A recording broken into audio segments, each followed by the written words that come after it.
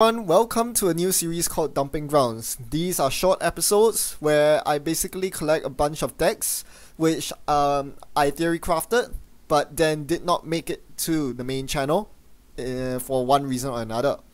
I'll do this semi-regularly based on how many theory crafted decks I have in the queue. So look forward to that as a semi-regular feature in times to come. I'll be uploading these deck lists onto my WordPress so that you can have a try yourself, modify them as you please if you think there's potential in any of them. Before I delve into this episode though, I want to do a quick wrap up officially for my World's content. We are done with it. Thanks to all the guests who came down to chat. It was lovely getting to talk to every one of you, and a big shout out to my patrons as well who made this possible and gave my guests some really interesting questions and some good content out of it as well. Now, one question I've been asked in the comments is that whether I had any plans to play the World's decks, and my answer is no, because I don't think I can do them justice. I would highly suggest you watch the World streams yourself, because they do a far superior job of showcasing the deck's potentials. And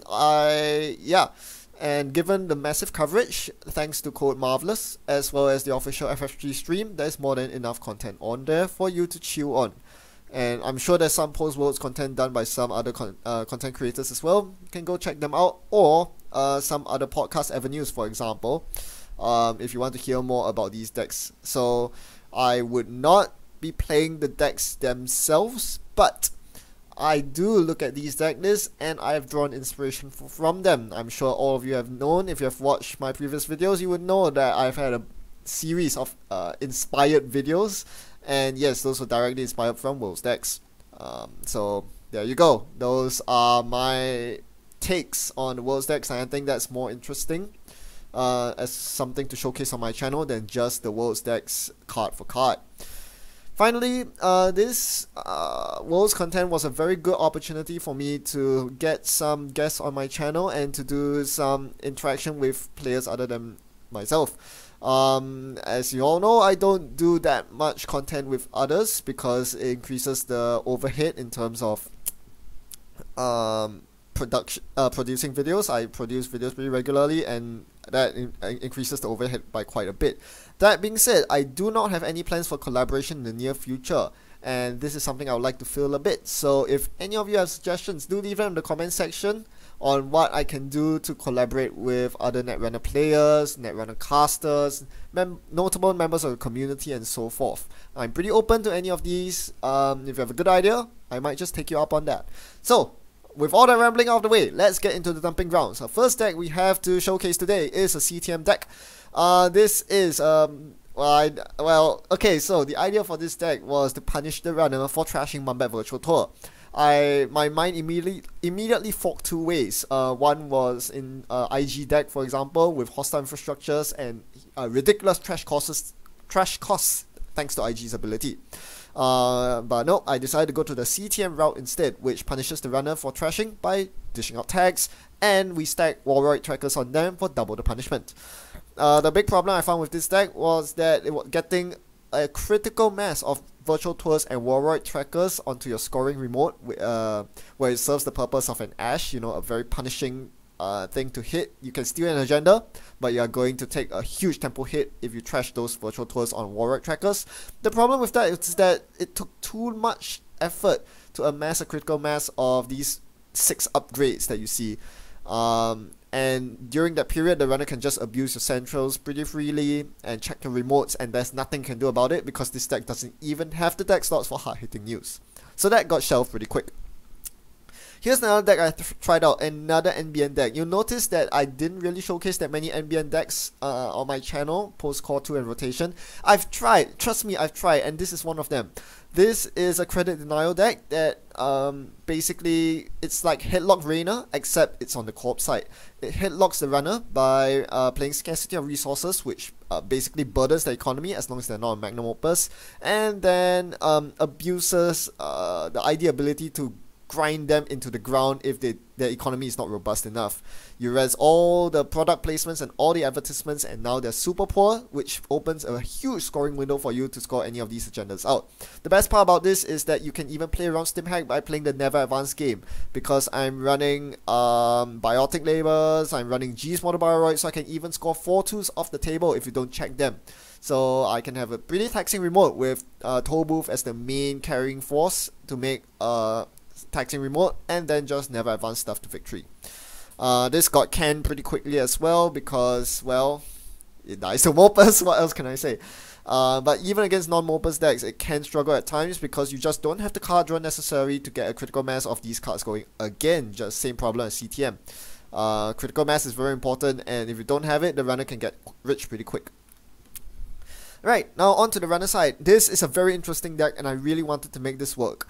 Khan is an interesting runner that I failed to make work, which kind of surprised me because Khan's efficiency, raw efficiency in terms of clicks and credit save, rivals that of Haley, if not even better, because it saves you a click just like Haley on the install, but gives you a 1 credit discount. So this was a burp deck that just aimed to de-res ice every single turn. The problem with this was it was way too much setup.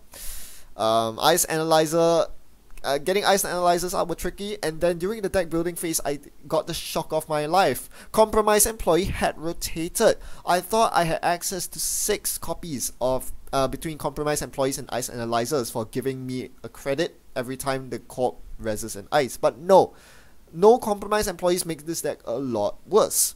And not to mention that when I finally got the engine going, it was usually too little too late. The corp usually was more than threatening match point, so usually what happened in my games was that I ended up not following the idea of this deck. I had to improvise and do stuff like, you know, and I never really used the de-res ability of the Icebreakers as well at all. I was basically trying to siege the remote, playing catch up against the corp, and that just doesn't flow.